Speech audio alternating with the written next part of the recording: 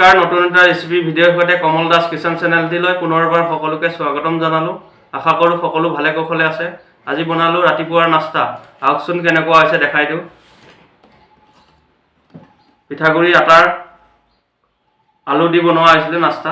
বহুত ধুনীয়া হয়, এই ধৰণে সহজতে বনাব পাৰে, ল'ৰা ছোৱালীক দিব পাৰে। এতিয়া ভাঙি দেখাওঁ। লগত আছে বিলাহী চাটনি, ধুনীয়া আৰু বিলাহী চাটনি। এতিয়া খাই চাওক।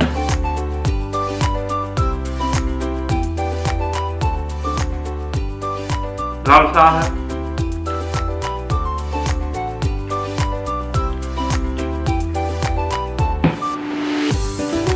মজা। ভিডিঅ'টো চাই ভাল পালে লাইক শ্বেয়াৰ ছাবস্ক্ৰাইব কৰি দিব, লগতে কমেণ্ট কৰি জনাব ভিডিঅ'টো কেনে পালে। এতিয়া ভিডিঅ'টো আৰম্ভ কৰোঁ। আজি বনাব ওলাইছোঁ চাহৰ নাস্তা ৰাতিপুৱাৰ। পিঠাগুড়ি আৰু আলুৰ। পিঠাগুড়ি লৈছোঁ 1 কাপ, আটা লৈছোঁ আধা কাপ, ৰিফাইন অইল, হালধি লৈছোঁ, ধনিয়া পাত লৈছোঁ, বেকিং পাউডাৰ, নিমখ, জলকীয়া গুড়িৰ পেকেট লৈছোঁ, আলু 2টা লৈছোঁ, পিঁয়াজ লৈছোঁ, জলকীয়া, আদা। এতিয়া ভিডিঅ'টো আৰম্ভ কৰোঁ। প্ৰথমে আলুকেইটা গুচাই লোৱা হ'ল। গুচাই লৈ বইল কৰি লোৱা আছিলে। এতিয়া ধুনীয়াকৈ মিহি কৰি ৰুকি লোৱা হ'ল। হাতেৰে গুড়ি কৰোঁ ক'লে পাৰে, এই ধৰণে গুড়ি কৰিলে বেছি ভাল হয়, মিহি হৈ যায়। ধুনীয়াকৈ মিহি কৰি গুড়ি কৰি ল'লোঁ। এতিয়া লৈছোঁ পিঁয়াজ এটা লৈছোঁ, মিডিয়াম চাইজৰ পিঁয়াজ লৈছোঁ এটা। মিহি মিহি কৰি ৰুকি ল'লোঁ পিঁয়াজটো একেধৰণে। এতিয়া লৈছোঁ আদা এডোখৰ লৈছোঁ, সৰু আদা এডোখৰ, এই ধৰণে ৰুকি ল'লোঁ একেধৰণে। গোটেইখিনি মিলাই ল'লোঁ কাঁহী এখনত। এতিয়া লৈছোঁ জলকীয়া 2টা লৈছোঁ। কম খালে কম দিব পাৰে, বেছি খালে বেছি কৰি দিওঁ ক'লেও পাৰে, কোনো কথা নাই। এতিয়া লৈছোঁ ধনিয়া পাত লৈছোঁ, কেঁচা ধনিয়া 1 মুঠি লৈছোঁ, মিহি মিহিকৈ কাটি লোৱা হ'ব একেধৰণে।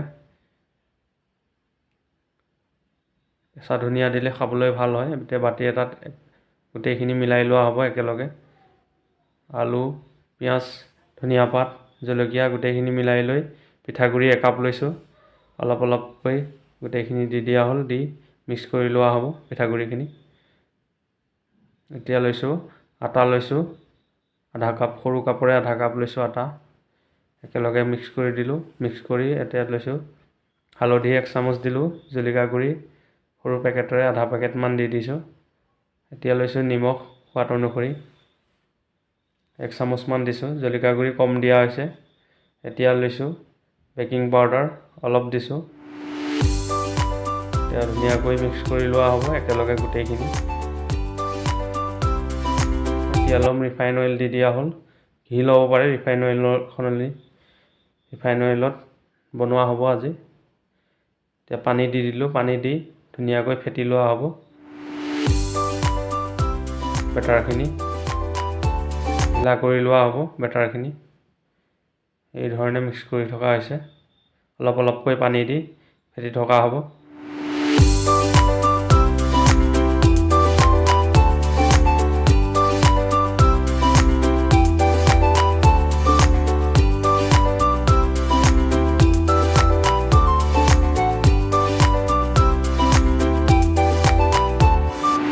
খিনি ৰেডি হ'ব হৈছে আৰু অলপ ফেটি লৈ ৰাখি দিয়া হ'ব 10 মিনিটৰ কাৰণে। এতিয়া আৰু অলপ পানী দি দিছোঁ, একেধৰণে পানী দি ফেটি থকা হৈছে। ঢিলা হ'ব লাগে।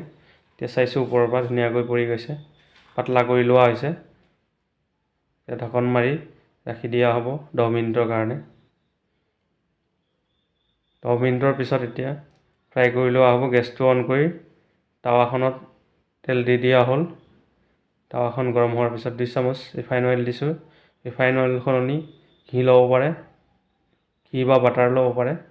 এতিয়া বেটাৰখিনি 10 মিনিটৰ পিছত বনাই লোৱা হ'ব। এতিয়া লৰাই চাইছোঁ ধুনীয়াকৈ পৰি গৈছে, পাতলা হৈছে। এতিয়া দি দিয়া হ'ব বেটাৰখিনি। দি দিলোঁ, ধুনীয়াকৈ দি মিলাই লোৱা হ'ব।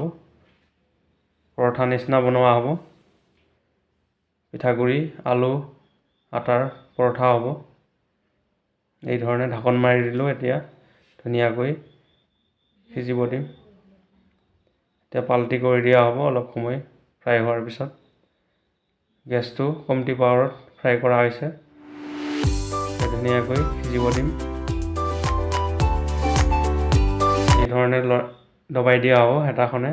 এতিয়া ভালদৰে সিজি যাব। চাইডটো দবাই থাকিব লাগে, এতিয়া ধুনীয়াকৈ সিজিব।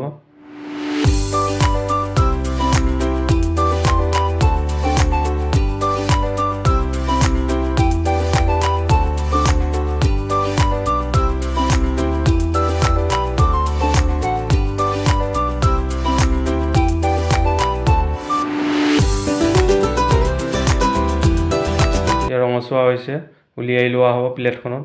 ধুনীয়াকৈ দবাই সিজাই লোৱা হ'ল, ভালদৰে সিজি গৈছে। এতিয়া বাকী আৰু এটা আছে, বাকী থকাকেইটাও একেধৰণে বনাই দিয়া হ'ব। ৰিফাইন অইল দি দিয়া হ'ল, তেলখিনি গৰম হোৱাৰ পিছত বেটাৰখিনি দি দিয়া হ'ল কম পৰিমাণে দি এতিয়া বহলাই দিছোঁ। ধুনীয়াকৈ বহলাই দি ঢাকন লগাই দিয়া হ'ব। গেছৰ পাৱাৰটো মিডিয়াম পাৱাৰত ফ্ৰাই কৰি থকা হৈছে। ঢাকনটো খুলি দিছোঁ, অলপ সময় ৰঙচুৱা হ'লে ঢাকন খুলি পাল্টি কৰি দিয়া হ'ব। পাল্টি কৰি কম পাৱাৰত ফ্ৰাই কৰি লোৱা হ'ব ধুনীয়াকৈ একেধৰণে।